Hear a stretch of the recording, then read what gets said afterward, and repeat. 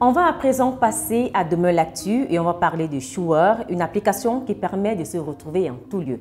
Et pour en parler, je reçois Samuel et Marc Bamal. Bonsoir. Bonsoir. Merci d'avoir accepté notre invitation.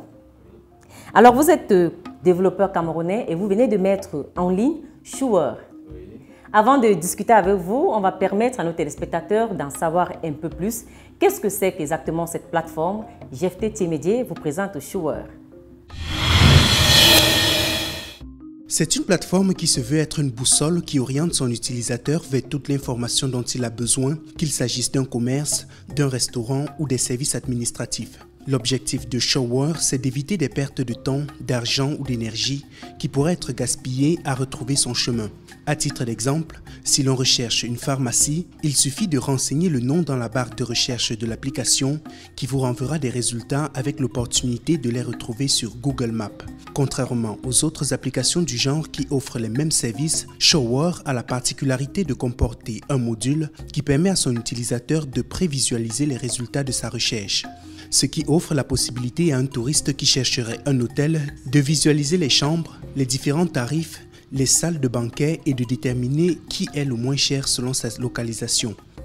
Shuer comporte également un volet orienté vers les chercheurs d'emploi. Une application intégrée à la plateforme délivre des alertes à ses utilisateurs à chaque fois qu'une nouvelle offre est disponible dans un rayon de 2 km. D'après son concepteur, cette alerte fonctionne sur le modèle de la détection des réseaux Wi-Fi généralement utilisés sur des smartphones. Dans la notification, Shuer renseigne sur les détails de l'offre, les contacts de l'employeur ainsi que l'itinéraire pour arriver sur le site de l'entreprise qui recrute. Shuer, c'est aussi un réseau social, mais pas comme les autres. La plateforme intègre un réseau social du même nom qui donne l'accès au chat, au partage des contenus multimédia, ainsi que la possibilité de taguer des personnes en plus de rencontrer des acteurs ou spécialistes d'un domaine précis. Cela peut être des passionnés d'art qui souhaitent partager leur expérience ou des lecteurs qui souhaitent échanger autour d'un livre. Depuis le début du mois de février 2016, Shuer est téléchargeable sur le Play Store, en plus du site shuer.com. Son concepteur poursuit sa quête au financement pour pouvoir faire grandir sa start-up avec le recrutement de nouveaux développeurs et la dotation d'un siège. Ces financements devraient également permettre aux jeunes ingénieurs de lancer une campagne de marketing nationale afin de pénétrer le marché camerounais et régional. Alors, votre application arrive dans un contexte où il existe déjà des applications, et même sur les réseaux sociaux, où on peut s'orienter. Quelle est votre plus-value? Quelle est la plus-value de Shuer? Vous savez, déjà, dans le marché des applications mobiles en Afrique, il faut noter que le taux de pénétration de connexion Internet est assez faible. Donc, nous avons voulu mettre sur pied une plateforme qui permettrait de géolocaliser sans GPS, géolocaliser sans connexion Internet déjà. Vous avez lancé en 2015, donc il y a à peu près un an, une campagne de collecte de fonds pour financer justement cette plateforme. Qu'est-ce que ça a produit comme argent? Combien avez-vous pu récolter? Bon, déjà, il faut noter que la période où on lance la collecte de fonds, Shuer n'était pas encore vraiment connu. On venait de finir de développer l'application, on entrait dans le marché et la population ne connaissait pas encore. Donc, ça n'a pas vraiment été un succès. On n'a pas eu la somme qu'on attendait et on a collecté environ 500 $. On avait lancé une campagne pour environ 100 000 $ pour collecter les informations partout, pour développer déjà la technologie.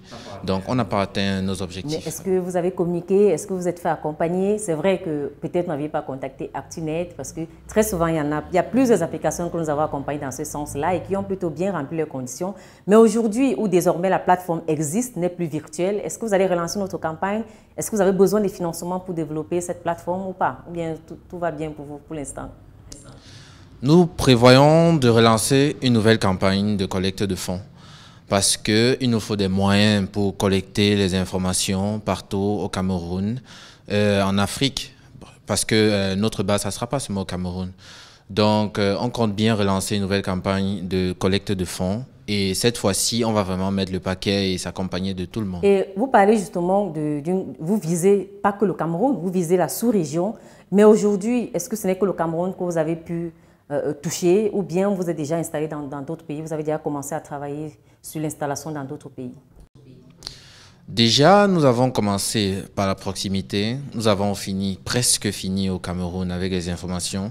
Et on compte attaquer le Nigeria, qui est un marché plus gros par rapport à la population et par rapport à l'éducation numérique qu'ils ont déjà eue.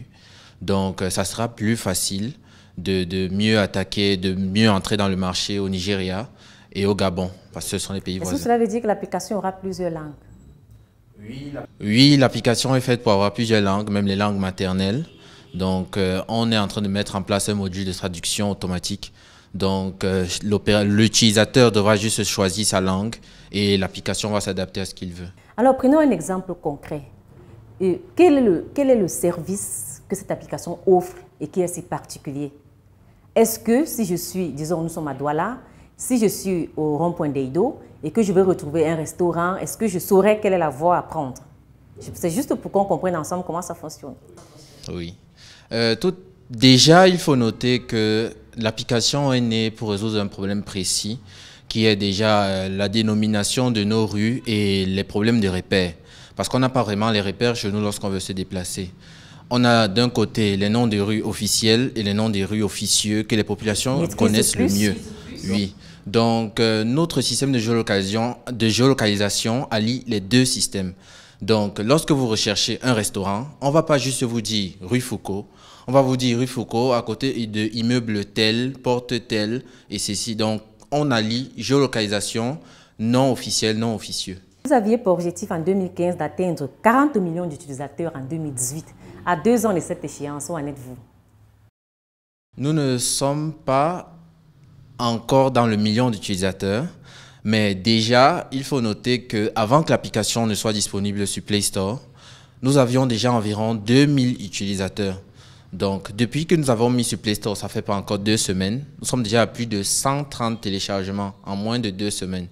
Donc, les choses vont de bon train. Donc, si on compte la totalité de nos utilisateurs qui sont via la version web, via le mobile, nous sommes déjà à presque 6000 utilisateurs. Donc, les choses avancent. Merci beaucoup d'être passé dans cette émission et bonne chance pour la suite. Et n'hésitez pas à nous faire signe.